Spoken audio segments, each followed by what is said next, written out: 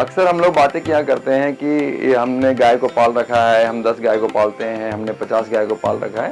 लेकिन मेरा कॉन्सेप्ट ये है कि गाय हमें पालती है, हम गाय को नहीं पालते हैं। उनका दूध अमृत है, उनसे निकलने वाला घी अमृत है, छाछ अमृत है। जितने भी चीज़ें हम आयुर्वेद में प्रयोग करते हैं, उसमें से जो अधिकतर प्रयोग होता है वो गाय का ही बेस होता है, दूध का। चाहे वो छाछ के रूप में हो या घी के रूप में हो या उनके यूरिन के रूप में हो।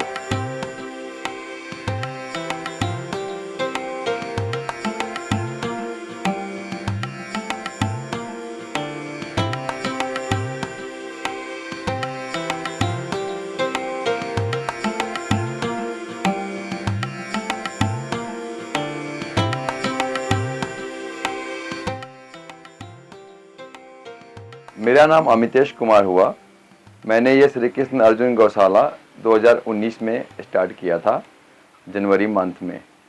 और मेरा ये गौशाला प्रारंभ करने का जो उद्देश्य था वो 2-3 मुख्य बिंदुएं थी।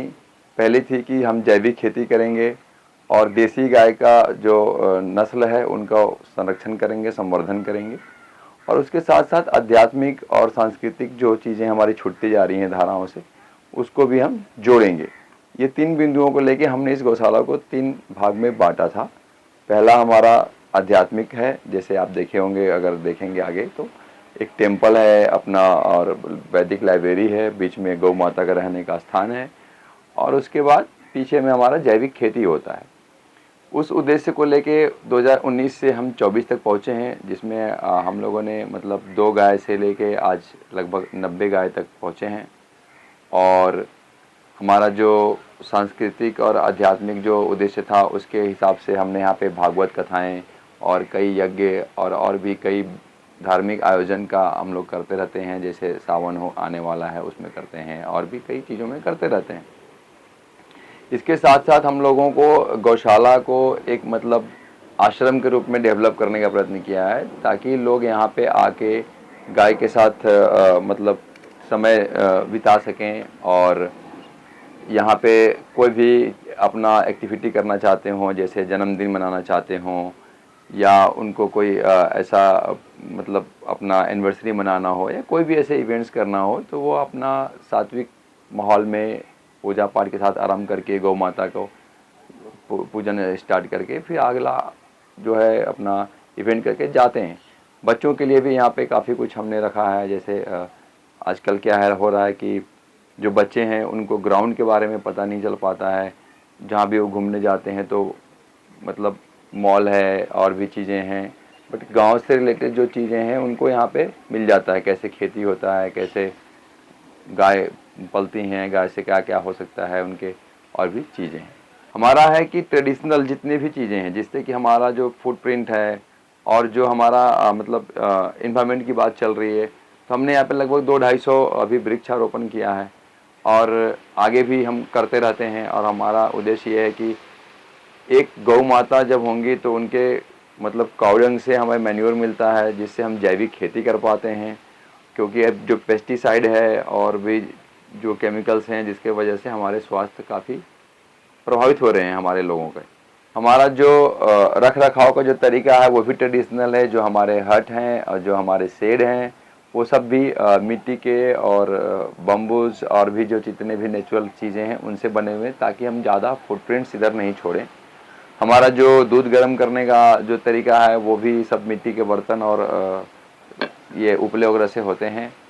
तो ये सारी चीज़ों को करते हुए और देखते हुए हमने जो अनुभव किया वो ये है कि इसमें चैलेंजेस भी काफ़ी हैं। जैसे आपके लैंड का देखें तो ये दिल्ली एनसीआर में लैंड काफ़ी कॉस्टलियर है और कहीं और लोग भाई बंधु चला रहे हैं तो शायद उनका ज़मीन खुद का भी हो सकता है, लेकिन लैंड इज़ वेरी इसेंशियल, बहुत इंपॉर्टेंट हो जाता है लैंड कितना आपके पास।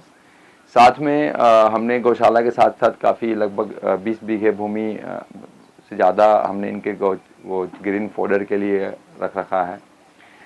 तो जो जब भी हम गौशाला खोलें, जब भी जहाँ भी खोलें, उसके डेमोग्राफी का ध्यान रखें। 2 गाय रखें या 20 गाय रखें या 200 रखें, उसके हिसाब से हमारे पास ग्रीन फोडर के लिए लैंड उपलब्ध होना चाहिए, या तो स्वयं का हो या हम किसी से लीज कर सकें।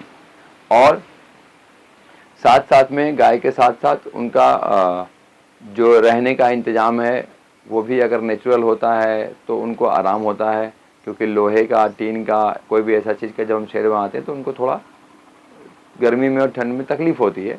तो यदि संभव है तो हम नेचुरल चीज़ों का प्रयोग करें और ऐसा गौशाला बनाएं जिसमें लोग आके रुक सकें, बैठ सकें, ताकि टाइम देने के लिए जो बाहर से लोग आते हैं वो देंगे तो गौशाला के लिए भी सपोर्ट होता है और उनको भी अच्छा लगता है। तो ये सब मुख्य बिंदुएं हैं। मैन पावर है जो भी काफ़ी इम्पोर्टेंट होता है। और तीसरी चीज़ है आपके अनुशासन और डेडिकेशन, क्योंकि ये 24/7 का काम होता है। ऐसा नहीं है कि आपने कोई पार्टली ऐसे खोल दिया और वो कोई भी इंस्टीट्यूशन या कोई भी मतलब आपका सेटअप है वो चलने लगेगा। तो it's need your dedication and discipline, जैसे हर काम में चाहिए होता है। और चूँकि ये लिविंग स्टॉक है तो इनके लिए काफ़ी ध्यान रखना पड़ता है। चैलेंजेस के रूप में हमने बताने का प्रयत्न किया कि आप अपने तरफ से मतलब उनका लैंड का प्रॉपर व्यवस्था रखें। यदि उनका गौचर भूमि आसपास नहीं है तो काफ़ी दिक्कतें आती हैं गाय को भी और लोगों को भी जो पाल रहे हैं, क्योंकि उनको घूमने फिरने के लिए भी स्थान चाहिए। इन सब चीज़ों को ध्यान में रख के हमें गौशाला प्रारंभ करना चाहिए।